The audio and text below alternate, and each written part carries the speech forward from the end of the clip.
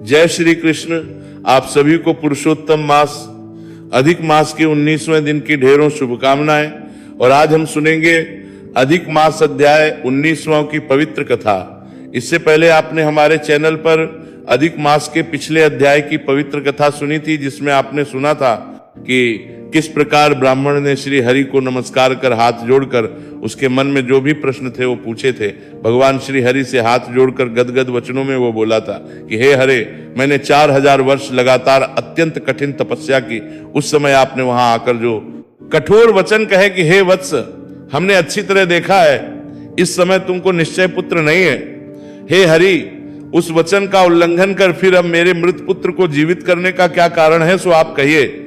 तब श्री हरि ने जो कुछ भी कहा उसका वृतांत आज आप सभी सुनिए। श्री हरि वचन का सूत जी बोले, हे तपस्वियों, इस प्रकार कहते हुए श्री नारायण को मुनि श्रेष्ठ नारद मुनि ने मधुर वचनों से प्रसन्न करके कहा कि हे ब्राह्मण, हे तपोनिधि, उस सुदेव ब्राह्मण को प्रसन्न भगवान विष्णु ने क्या उत्तर दिया, सो आप कहिए। तब श्री नारायण बोले, इस प्रकार महात्मा सुदेव ब्राह्मण ने श्री विष्णु भगवान से कहा। भक्तवत्सल भगवान विष्णु ने वचनों द्वारा फिर सुदेव ब्राह्मण को प्रसन्न करके कहा कि हे ब्राह्मण, जो तुमने किया है उसको दूसरा कोई नहीं करेगा। जिसके करने से हम प्रसन्न हुए उसको आप नहीं जानते हैं। ये हमारा प्रिय पुरुषोत्तम मास गया है।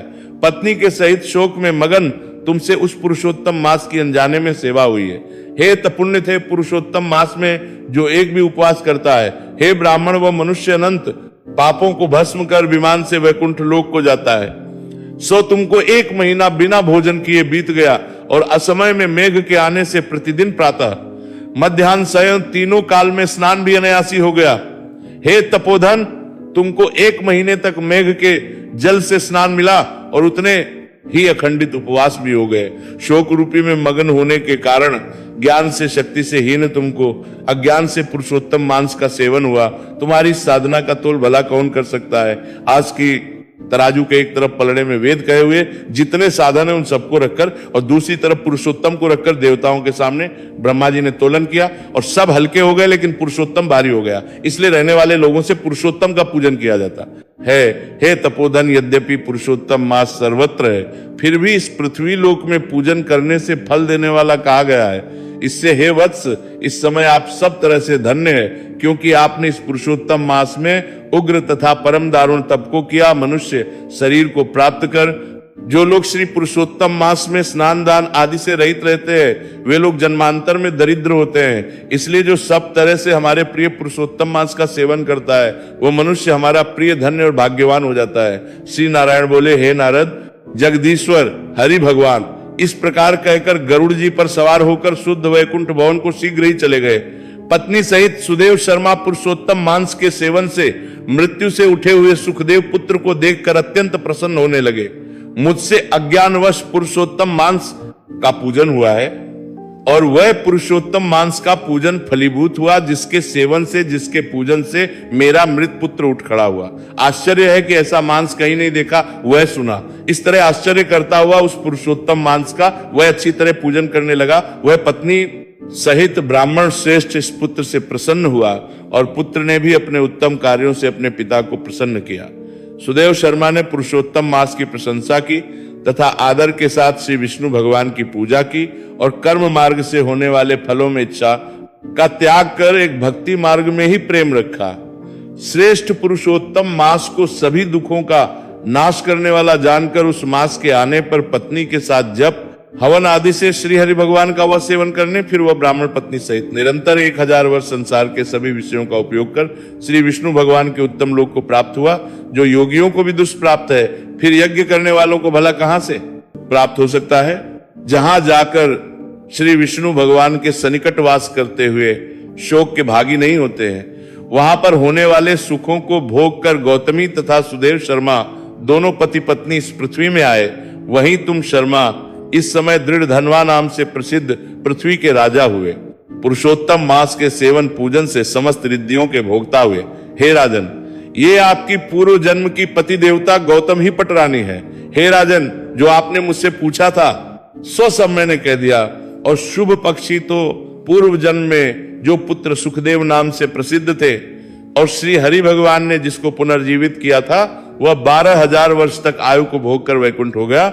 वहां वन तालाब के पास वट वृक्ष पर बैठकर पूर्व जन्म के पिता तुमको आया हुआ देखकर मेरे हितों के उपदेश करने वाले प्रत्यक्ष मेरे दैवत विषय रूपी सर्प से दूषित संसार में मग्न इस प्रकार पिता को देखकर और अत्यंत कृपा से युक्त वैशक पक्षी विचार करने लगा कि अगर मैं इस राजा को ज्ञान का उपदेश नहीं करता हूं तो मेरा बंधन होता है। जो पुत्र अपने पिता को पुन्नाम नारक से रक्षा है वही पुत्र है।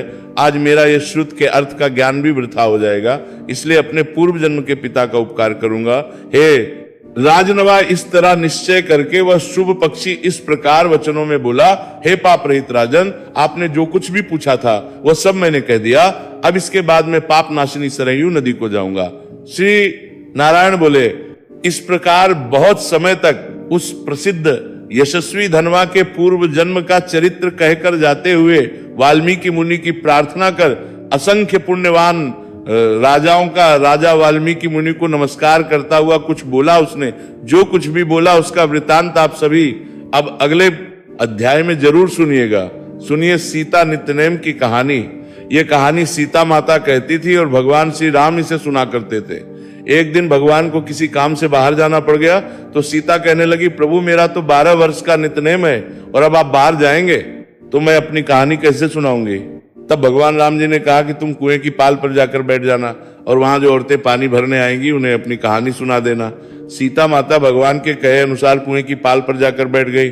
तभी एक स्त्री आई जिसने रेशम जरी की साड़ी पहन रखी थी और सोने का घड़ा ले रखा था। सीता माता उसे देखा तो कहने लगी कि बहन मेरा 12 वर्ष का नित्यनेम सुन लो।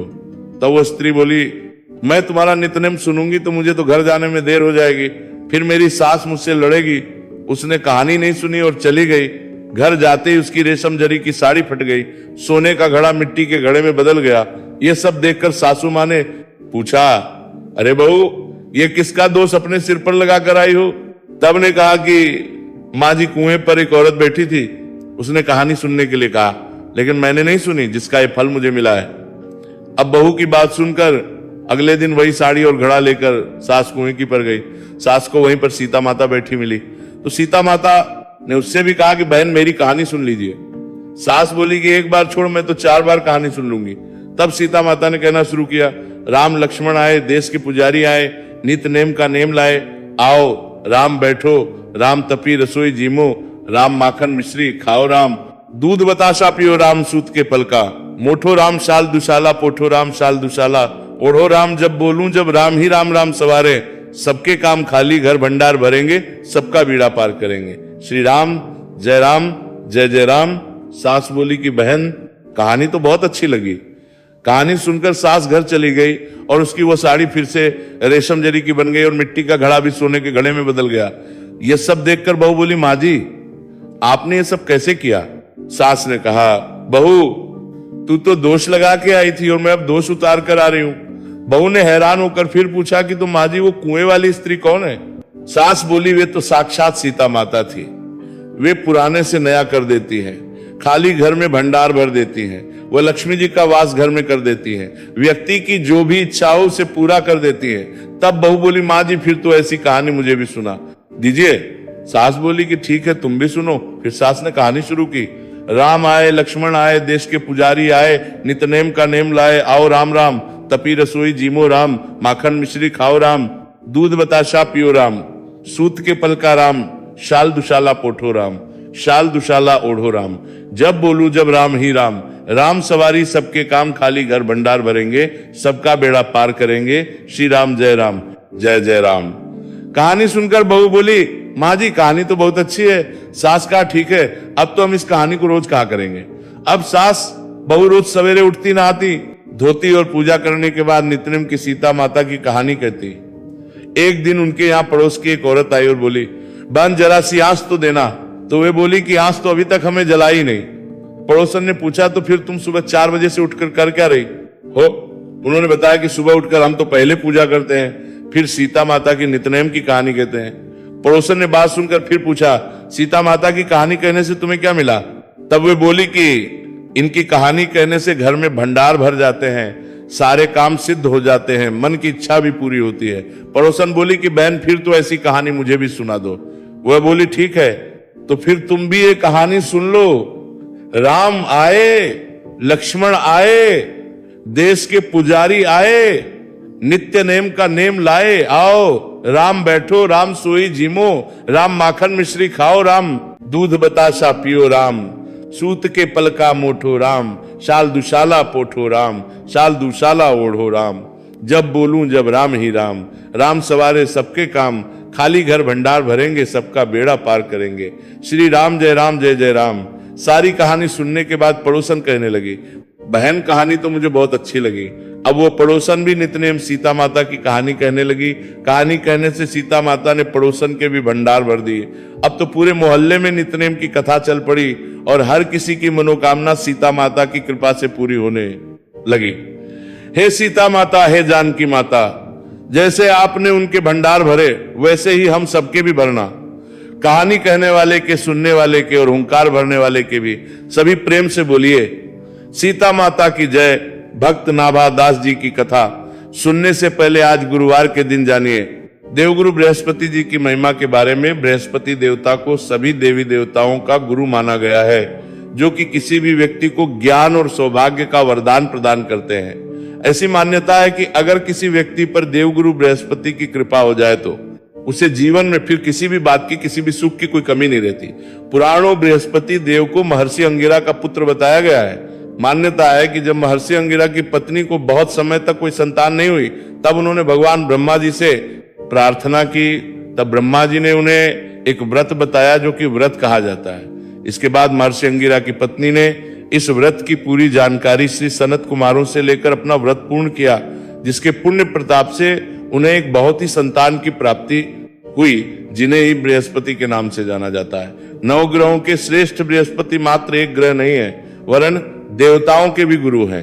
ब्रह्मा जी के मानस पुत्र महर्षि अंगिरा के 3 पुत्र हुए, बृहस्पति, उत्तथ्य और संवर्त। इनमें बृहस्पति सबसे ज्येष्ठ अर्थात बड़े हैं। बृहस्पति अत्यंत सत्व गुणों से युक्त वाणी, बुद्धि और ज्ञान के अधिष्ठाता तथा महान परोपकारी हैं।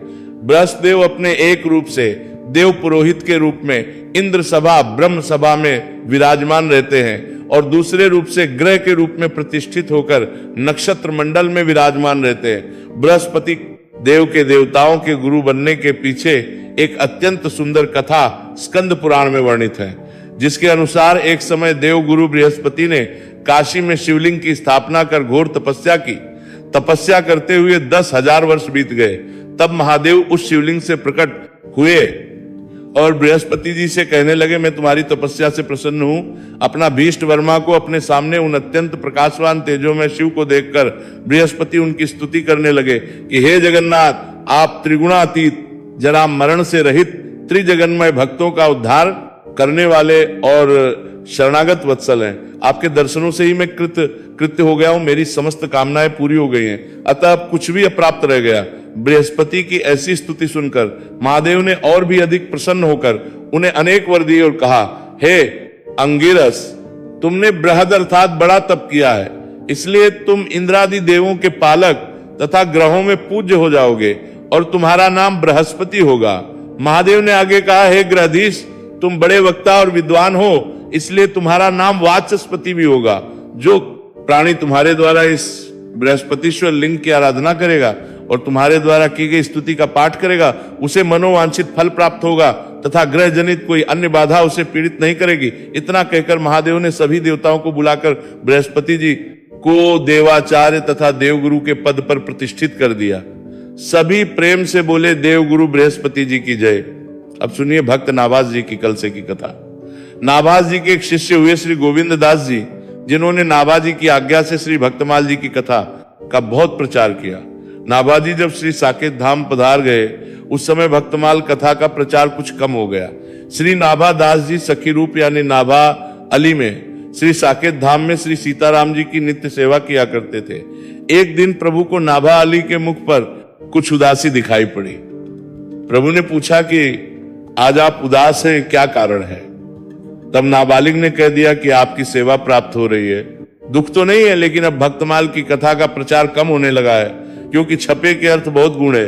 गोविंद दास जी कथा तो कहते हैं, पर उन्हें भी ऐसा लगता है कि भक्तमाल जी की टीका हो जाए तो बहुत अच्छा होगा, आगे चलकर कहीं भक्तमाल कथा लुप्त ही ना हो जाए। तब प्रभु ने श्री नाबाली से कहा कि आप किसी संत को भक्तमाल पर टीका करने की प्रेरणा करें। नाबाली ने कहा कि प्रभु मुझे ऐसा कुछ नहीं सूझ रहा, आप ही कृपा करके आज्ञा करें कि हम किस संत को प्रेरणा करें। तब श्री राम जी ने गौड़ी वैष्णव संत श्री प्रियादास जी को प्रेरणा करने की आज्ञा करी। श्री गौरंग महाप्रभु ने नवद्वीप से अपने 6 प्रमुख अनुयायियों को श्री वृंदावन भेजा और वहां देवालयों की आधारशिला रखवाई और गौड़ी संप्रदाय एवं महामंत्र का प्रचार करवाया। श्री चैतन्य महाप्रभु की पवित्र परंपरा के 6 गोस्वामीगण इस प्रकार है। श्री रूप गोस्वामी पाद, श्री सनातन गोस्वामी पाद, श्री जीव गोस्वामी पाद, श्री रघुनाथ दास गोस्वामी पाद, श्री रघुनाथ भट्ट गोस्वामी पाद और श्री गोपाल भट्ट गोस्वामी पाद। श्री वृंदावन में श्री प्रियादास जी के एक मित्र थे जिनका नाम था श्री गोवर्धन नाथ दास। इन्होंने प्रियादास जी के सानिध्य में भक्तमाल का अध्ययन किया था और वे भक्तमाल की बहुत मधुर कथा कहते थे। एक बार संतों की जमात लेकर ये जयपुर पहुंचे। ये उस समय की बात है जब मुगलों के अत्याचार के कारण राजा मानसिंह श्री गोविंद देव जी को वृंदावन से जयपुर ले गए थे। संतों ने बड़े प्रेम से गोविंद देव जी मंदिर में दर्शन किया। वहां के ने श्री गोवर्धन नाथ दास जी से ठाकुर जी को भक्तमाल कथा सुनाने का आग्रह किया। उन्होंने कहा हमें पास ही सांबर गांव में उत्सव में जाना है। श्रोताओं ने आग्रह किया कि जब उत्सव आएगा तब आप चले जाना, तब तक तो यहाँ कृपा करके भक्तमाल कथा सुनाइए। कुछ दिन कथा कहने पर उन्होंने फिर कहा कि अब हमें उत्सव के लिए सांबर गांव जाना है, लौटकर आने पर पुनः कथा सुनाएंगे। जब पुनः जयपुर आए तब श्रोता बड़े आनंदित हुए और बहुत भीड़ जमा होने लगी। संत भगवान श्री गोविंद देव जी के मंदिर में कथा सुनाने बैठे। कथा के प्रारंभ में संत जी ने पूछा कि हमें नित्य कथा कहने का अभ्यास है, हमें क्रम मालूम नहीं है, हमने अपनी कथा कहां पर रोकी थी, पिछली कथा में किस भक्त का चरित्र सुनाया था। ये बात सुनते ही सारे श्रोता मौन हो गए, एक दूसरे का देखने लगे, क्योंकि किसी को कुछ याद ही नहीं था कि उन्होंने कहां तक कथा सुनी थी। तब संत भगवान कहने लगे कि आप लोग ध्यान देकर कथा नहीं सुनते हैं, तब कथा क्यों सुनाए। वो पोथी बाजने लगे और कहने लगे हम वृंदावन जा रहे हैं। उस समय मंदिर में गौरी परंपरा के सिद्ध संत गोस्वामी श्री राधा रमन लाल जी विराजमान थे, जो वहां के प्रमुख पुजारी भी थे। श्री गोविंद देव जी उनसे प्रत्यक्ष बातें करते थे। प्रभु ने श्री राधा रमन गोस्वामी जी को आवाज लगाकर अंदर बुलाया और कहा बाबा आप कृपया जाकर श्री गोवर्धन नाथ दास जी से कह दीजिए कि भक्त श्री रास जी का प्रसंग चल रहा था, अब आप वहां से आगे की कथा सुनाए प्रभु के श्री मुख से। ये बात सुनकर श्री राधा रमन गोस्वामी जी की आंखों में अश्रु आ गए। उन्होंने फिर जाकर गोवर्धन नाथ दास जी से कहा कि प्रभु कह रहे हैं कि श्रीदास भक्त तक की कथा हो चुकी है, अब वहां से आगे की कथा सुनाए। तब तो नाथ दास जी कहने लगे हम इस बात को भला कैसे मान ले कि प्रभु ने कहा है। वे जानते तो थे कि प्रभु ने ही ये बात कही है, लेकिन संत जी इस बात की प्रतिष्ठा करना चाहते थे कि भक्तमाल के प्रथम श्रोता श्री भगवान ही है। संत भगवान ने कहा अगर अभी सामने भगवान ने आपसे बात कही है तो पुनः कहें तभी हम मानेंगे। ऐसा कहते ही मंदिर से तुरंत मधुर आवाज आई, श्री रविदास तक की कथा हो चुकी है, अब आगे की कथा सुनाइए। भगवान की बात वहां उपस्थित सभी ने सुनी। तब तो श्री गोवर्धन नाथ दास जी की आंखों से अश्रु बहने लगे। उन्होंने कहा आप कितना भी विलंब हो हम भगवान को कथा सुनाकर ही जाएंगे। इस तरह भगवान ने स्वयं प्रमाणित किया कि भक्तमाल के प्रथम श्रोता श्री भगवान ही है। श्री भगवान को भक्तमाल कथा बहुत अधिक प्रिय है। अनेक सिद्ध संतों मत है कि भगवान नित्य अपने धाम में श्री भक्तमाल का पाठ करते हैं। एक बार संतों ने प्रार्थना की कि भक्तमाल के भक्ति रस बोधनी टीका पूर्ण हो गई है, अतः व्रत 84 कोस की परिक्रमा करनी चाहिए। इसमें ऐसा कोई नियम नहीं रखा कि कुछ निश्चित समय में ही परिक्रमा पूरी करनी है, जितने दिन में भी परिक्रमा पूरी हो जाए उतने दिन सही। रास्ते में श्री भक्तमाल की कथा भी चलती रहेगी। संतों के संग करने प्रियदास जी चल पड़े। ब्रज 84 कोस की परिक्रमा मार्ग पर होडल नाम का एक संप्रदाय का पुराण स्थान पड़ता है। उस समय वहां के महंत पूज्य श्री लालदास जी महाराज थे। श्री लालदास जी महान रसिक संत थे और संतों के चरणों में बहुत अधिक श्रद्धा रखते थे। श्री लालदास जी ने श्री प्रियादास जी से श्री भक्तमाल कथा कहने का निवेदन किया। कथा में बहुत सारे श्रोताओं भी होने लगी, बहुत से संत वहां पर विराजे और श्री लालदास जी के सब शिष्य भी भक्तमाल की कथा का रसपान करने बैठे। अब जहां भक्तमाल की कथा होती है वहां भोज भंडारे भी बहुत होते हैं। भीड़ के साथ साथ कुछ चोर भी साधुओं का वेश बनाकर वहां पर आ गए, वहीं खाने पीने लगे और मस्त रहने लगे। एक रात मौका पाकर चोरों ने कुछ सामान और उसके साथ साथ भगवान की मूर्ति भी चुरा ली। अब प्रातः होते ही सभी साधु जल्दी जागे। उन्होंने प्रातः देखा कि मंदिर के गर्भगृह के द्वार खुले पड़े हैं और सिंहासन पर भगवान भी विराजमान नहीं है। भगवान चोर ही हो गए ये जानते ही अब तो समस्त साधु रोने लगे। श्री लालदास जी भी रोने लगे। प्रियादास जी को तो यह सुनते ही ऐसा लगा मानो प्राण ही निकल गए हों। प्रियादास जी का प्राण धन जीवन भक्तमाल को ही था। प्रियादास जी कहने लगे कि नाभादास जी ने तो कहा था कि भक्तों का भगवान को बहुत प्रिय है, परंतु ठाकुर जी तो बीच में ही भाग गए। ऐसा लगता है भगवान को ये भक्तमाल कथा अच्छी नहीं लगती, इसीलिए तो यहां से उठकर चोरों के साथ चले गए। ठाकुर को ये चरित्र ना प्यारे, यही त्रिचोरण संग पधारे। अब हमारी परिक्रमा पूरी हो गई, हम वृंदावन जा रहे हैं वापस। हम अनशन करके प्राण त्याग देंगे और इसके बाद कभी भी इस कथा को नहीं कहेंगे। श्री भक्तमाल जी के प्रधान श्रोता भगवान ही यहां चले गए, अब कथा कैसे सुनाए, किसे सुनाए। श्री लालदास जी रोने लगे और कहने लगे श्री ठाकुर जी तो पहले ही चले गए और अब संत भी चले जाएंगे, तो हम क्या करेंगे। सब संत रोते हुए भगवान को याद करने लगे। उधर चोर भगवान की मूर्ति को ले जाकर एक खेत में जाकर रुक गए और अब सोचने लगे कि यहीं पर विश्राम कर लेते हैं, एक बाद में आगे बढ़ेंगे। अब चोर खेत में ही मूर्ति को रखकर सो गए। संतो ठाकुर जी से देखा नहीं गया, तो उन्होंने चोरों को स्वप्न में ही आदेश दिया कि हमको वापस संतों के पास ले चलो। तुमने मुझे दो तरह का दुख दिया है, एक तो हमारे साथ भूखे प्यासे हैं, हमारे गृह में वो कुछ खा पी नहीं रहे, रो रहे हैं। उधर वे खुद भूखे हैं और हम यहां पर भूखे हैं, और दूसरा हमको भक्तमाल कथा सुनने को नहीं मिल रही। तुमने हमें दो तरह के दुहक दिए हैं, इसीलिए मैं तुम्हें चार तरह के दुहक दूंगा।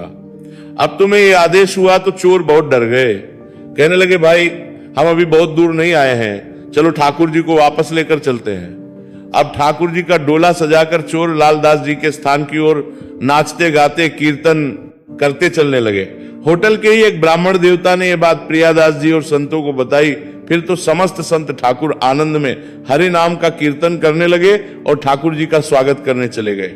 श्री प्रिया जी के चरणों में दंडवत करके चोरों ने कहा कि अब तक हम चोरी करने के लिए साधु बने थे, लेकिन अब संतों के चरणों के दास बने रहेंगे। अब हम सच्चे साधु बनेंगे। फिर संतों की कृपा से हम चोरों ने भगवान के स्वप्न में भी तो दर्शन किए हैं। भगवान को संत और भक्तमाल हैं, अब हम संत सेवा में लगे रहना चाहते हैं। चोरों ने इस प्रकार श्री पूज्य लालदास जी महाराज की शरण ग्रहण की, सब उनके शिष्य हो गए। श्री वृंदावन में एक दिन श्री प्रियादास जी भक्तमाल जी की कथा कह रहे थे। अलवर राजस्थान का एक वैश्य व्यापारी व्यक्ति श्री प्रियादास जी की भक्तमाल कथा श्रवण करने के लिए बैठ गया। उसको श्री भक्तमाल में वर्णित संत सेवा, वैष्णव स्वरूप निष्ठा, धाम निष्ठा, नाम निष्ठा सुनकर बड़ा अद्भुत आनंद हुआ। उसकी संतों में और भक्तमाल ग्रंथ में बहुत श्रद्धा हो गई। कथा समाप्ति पर श्री प्रियादास जी महाराज के पास वह व्यापारी आया और प्रणाम करके उनसे कहने लगा कि महाराज जी आप कृपा करके ये भक्तमाल ग्रंथ हमें लिखवा कर दीजिए। अब उस जमाने में हाथ से पांडुलिपि लिखकर दी जाती थी। उस समय छाप खाने नहीं हुआ करते थे, आजकल की तरह किताबें नहीं छपती थी, अतः संत महात्मा ही ग्रंथ लिखकर देते थे। श्री प्रियादास जी ने उस व्यक्ति से पूछा कि भाई क्या तुम्हें की कथा सुनने का या पढ़ने का कुछ अभ्यास है, अथवा क्या तुम्हें भक्तमाल का वक्ता होना है या फिर अन्य कोई उद्देश्य है। तब वो व्यापारी व्यक्ति बोला, महाराज हमने तो पहली बार कथा सुनी है, हमें ना तो पाठ करना है न किसी को ये कथा सुनाना चाहते हैं, क्योंकि हम तो व्यापारी हैं, हमारे पास इतना समय भी नहीं है। तब श्री प्रियादास जी ने कहा कि जब तुम्हारे पास ग्रंथ का उपयोग ही नहीं है तो फिर भला हम क्यों इतना श्रम कराना चाहते हो। तुम हमें सही उपयोग बताओ तो हम अवश्य ही तुम्हें ग्रंथ लिख कर दे देंगे। तब उस व्यापारी ने कहा, महाराज मैं घर के काम धंधे स्त्री पुत्रों में उलझा हुआ हूं, साधु संघ का अवसर ही नहीं है मेरे जीवन में। हाँ महाराज, परंतु एक बात मैं अच्छी तरह जानता हूं कि श्री भक्तमाल में समस्त संत विराजते हैं। इस बात पर मेरी दृढ़ निष्ठा है कि जैसे भागवत जी में श्री कृष्ण विराजमान है, श्री रामायण श्री राघव जी विराजमान है, ठीक वैसे ही भक्तमाल में सब संत विराजमान है। मैं अपने लड़के से कह दूंगा कि जब हमारा अंत समय आएगा उस समय इस ग्रंथ को हमारी छाती पर पथरा देना, इतने संतों की कृपा से मेरी मृत्यु सुधर जाएगी और यमदूतों की हिम्मत नहीं होगी कि हमें नरक लेकर जाए। संतों के बल से हमको भगवान के चरण कमल अवश्य ही प्राप्त हो जाएंगे। उसका भाव सुनकर प्रियादास जी के नेत्र भर आए। श्री प्रियादास जी ने कहा कि तुमने भले ही भजन साधन न किया हो, परंतु आपकी इस भक्तमाल ग्रंथ पर अद्भुत निष्ठा है। अब मैं आपको ये ग्रंथ लिख कर देता हूं, तुम मरते समय इसे अपने हृदय पर रख लेना। तुम साधुओं के बल से इस भवसागर से उभर जाओगे। फिर वह बनिया व्यक्ति ग्रंथ लेकर अपने घर गया। पूजन करके एक वस्त्र में लपेटकर उस पवित्र ग्रंथ को उसने आले में रख दिया। अब न तो पूजन करता, न तुलसी फूल, कुछ नहीं, बस रखा रह गया और भूल गया। जो ग्रंथ उसने आले में रखा था वो रखा रह गया। हाँ, उसने अपने पुत्रों से जरूर कह रखा था कि देखो, जब हमारा अंत समय आएगा उस समय हमारे हृदय पर ये आले में रखी पुस्तक देना। वृंदावन के एक महात्मा से मैं ये ग्रंथ लिखवा कर लेकर आया हूं। अब देखते देखते कई वर्ष बीत गए। मृत्यु का समय एक दिन निकट आ गया। गले में कफ गया। वो थोड़ा इशारा करके अपने पुत्रों से कुछ कहने लगा। पुत्र समझ गए कि पिताजी ने अंत समय में आले में रखे ग्रंथ को अपने हृदय पर रखने के लिए कहा था। पुत्रों ने अपने पिताजी की आज्ञा से ऐसा ही किया और अंत समय के पिताजी की आज्ञा से अपने पिताजी की किकारी ने अपने पिताजी की कून जैसे ही ग्रंथ हृदय पर स्पर्श हुआ, उनका अवरुद्ध कंठ जो कफ के कारण बोलने में वे असमर्थ थे, खुल गया और मुख से हरे कृष्ण हरे कृष्ण हरे कृष्ण नाम का उच्चारण करने लगा। पहले उसे अपने चारों ओर यमदूत ही आते दिखाई दे रहे थे, लेकिन जैसे ही पोथी उसकी छाती पर रखी गई वैसे ही सारे यमदूत वहां से चले गए। पुत्रों ने पिता से पूछा, पिताजी पहले तो आपको देखकर लगता था कि आप बहुत कष्ट में हैं, परंतु अब आप तो बहुत प्रसन्न होकर भगवान का नाम जप कर रहे हैं। लगता है कोई आश्चर्य घटना घटित हुई है। तब उस व्यापारी ने कहा कि मुझे भयंकर यमदूत पहुंचा रहे थे, परंतु तुम लोगों ने जैसे ही पोथी छाती पर रखी वे भाग गए। अब हमें संतों का दर्शन हो रहा है। हमको श्री रामदेव जी, श्री दास, श्री सेना, श्री धन्ना, श्री कृपा, श्री कबीर जी और श्री तुलसीदास जी आकाश में खड़े दिखाई दे रहे हैं और वे हमें अपने साथ भगवान के धाम को चलने के लिए कह रहे हैं। सो अब मैं भगवान के धाम जा रहा हूं, तुम आने पर दुख बिल्कुल मत करना और ये नियम बना लेना कि इस परिवार में किसी की भी मृत्यु निकट आए, ये भक्तमाल ग्रंथ उसके हृदय पर पधरा दिया जाए। कोई भगवान का नाम उच्चारण करते करते संतों के साथ भगवान के नित्य धाम को चला गया। श्री वैष्णव दास जी कहते हैं, जिस परिवार के ही व्यक्ति थे उनके सब संबंधी हमारे पास आए और उन्होंने हमें एक घटना सुनाई है। अब और कितनी महिमा, इसकी तो महिमा ही अनंत है। उस परिवार के सदस्यों ने भक्तमाल की कथा भी करवाई। श्री भक्तमाल की केवल पोथी को घर में रखना भी संत शुभ मानते हैं। इस चरित्र से बात आना सिद्ध होती है कि भक्तमाल में संपूर्ण संतों का निवास है और ये कोई सामान्य ग्रंथ नहीं है। बहुत से संत कंठ में श्री भक्तमाल जी का मूल पाठ ताबीज में बंद करा के निष्ठा से धारण करते। प्रिय भक्तों, ये था भक्त नाभा दास जी का आज का प्रसंग और इसी के साथ आज की कथा यहीं पर समाप्त होती है। सभी प्रेम से बोलिए भक्तमाल जी की जय, भक्त नाभा दास जी की जय। अब सुनिए श्रीमद् भागवत गीता के 7वें अध्याय के सभी श्लोकों का हिंदी अनुवाद। भगवान श्री कृष्ण अर्जुन से कहने लगे, हे पार्थ, अनन्य प्रेम से मुझ में आसक्त चित्त और अनन्य भाव से मेरे परायण होकर योग में लगा हुआ, तो जिस प्रकार से संपूर्ण विभूति, बल, ऐश्वर्य आदि गुणों से युक्त सबके आत्मरूप मुझको संशय रहित जानेगा, उसको सुन। मैं तेरे लिए इस विज्ञान सहित तत्व ज्ञान को संपूर्णता कहूंगा, जिसको जानकर संसार में फिर और कुछ भी जानने योग्य शेष नहीं रह जाता। हजारों मनुष्यों में से कोई एक मेरी प्राप्ति के लिए यत्न करता है और उन करने वाले योगियों में भी कोई एक मेरे परायण होकर मुझको तत्व से अर्थात यथार्थ रूप से जानता है। पृथ्वी, जल, अग्नि, वायु, आकाश, मन, बुद्धि और अहंकार भी इस प्रकार से, ये 8 प्रकार से विभाजित मेरी प्रकृति है। ये 8 प्रकार के भेदों वाली तो अर्थात मेरी जड़ प्रकृति है। और हे महाबाहु, इससे दूसरी को जिससे ये संपूर्ण जगत धारण किया जाता है, मेरी जीव रूपा अर्थात चेतन। हे अर्जुन, तू ऐसा समझ कि संपूर्ण भूत इन दोनों प्रकृतियों से ही उत्पन्न होने वाले हैं और मैं संपूर्ण जगत का प्रभाव तथा प्रलय हूं, अर्थात संपूर्ण जगत का मूल कारण हूं। हे धनंजय, मुझसे भिन्न दूसरा कोई भी परम कारण नहीं है। ये संपूर्ण जगत सूत्र में सूत्र के मणियों के समान मुझ में हुआ है। हे अर्जुन, मैं जल में रस हूं, चंद्रमा और सूर्य में प्रकाश हूं, संपूर्ण वेदों में ओंकार हूं, आकाश में शब्द और पुरुषों में पुरुषत्व हूं, मैं पृथ्वी में पवित्र गंध और अग्नि में तेज हूं, और संपूर्ण भूतों में उनका जीवन हूं, और तपस्वियों में तप हूं। हे अर्जुन, तू संपूर्ण भूतों का सनातन बीज मुझको ही जान।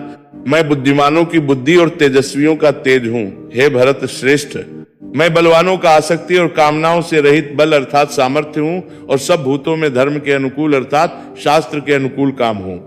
और भी जो सत्वगुण से उत्पन्न होने वाले भाव हैं और जो रजोगुण से होने वाले भाव हैं, उन सबको तो मुझसे ही होने वाले ऐसा जान। परंतु वास्तव में उनमें मैं और वे मुझ में नहीं है। गुणों के कार्य रूप सात्विक, राजस और तामस, इन तीनों प्रकार के भावों से ये सारा संसार प्राणी समुदाय मोहित हो रहा है। इसलिए इन तीनों गुणों से परे मुझ अविनाशी को नहीं जानता, क्योंकि ये अलौकिक अर्थात अति अद्भुत त्रिगुणमयी मेरी माया है। परंतु जो पुरुष केवल मुझको ही निरंतर भजते हैं, वे इस माया को उल्लंघन कर जाते हैं, अर्थात संसार से तर जाते हैं। माया द्वारा जिनका ज्ञान हरा जा चुका है, ऐसे आसुर स्वभाव को धारण किए हुए मनुष्यों में नीच दूषित कर्म करने वाले मूल लोग मुझको नहीं भजते। हे भरत वंशों में श्रेष्ठ अर्जुन, उत्तम कर्म करने वाले अर्थार्थी अर्थात सांसारिक पदार्थों के लिए भजने वाला अर्थ अर्थात संकट निवारण के लिए भजने वाला जिज्ञासु अर्थात मेरे को यथार्थ रूप से जानने की इच्छा से भजने वाला, और ज्ञानी, ऐसे चार प्रकार भक्तजन मुझको भजते हैं। उनमें नित्य मुझ में एकाकी भाव से स्थित अनन्य प्रेम भक्ति वाला ज्ञानी भक्त अति उत्तम है, क्योंकि मुझको तत्व से जानने वाले ज्ञानी को मैं अत्यंत प्रिय हूं, और वह ज्ञानी मुझे अत्यंत प्रिय है।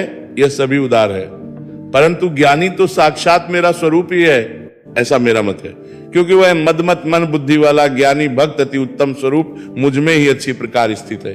बहुत जन्मों के अंत के जन्म में तत्व ज्ञान को प्राप्त पुरुष सब कुछ वासुदेव ही है। इस प्रकार मुझको भजता है, वह महात्मा अत्यंत दुर्लभ है।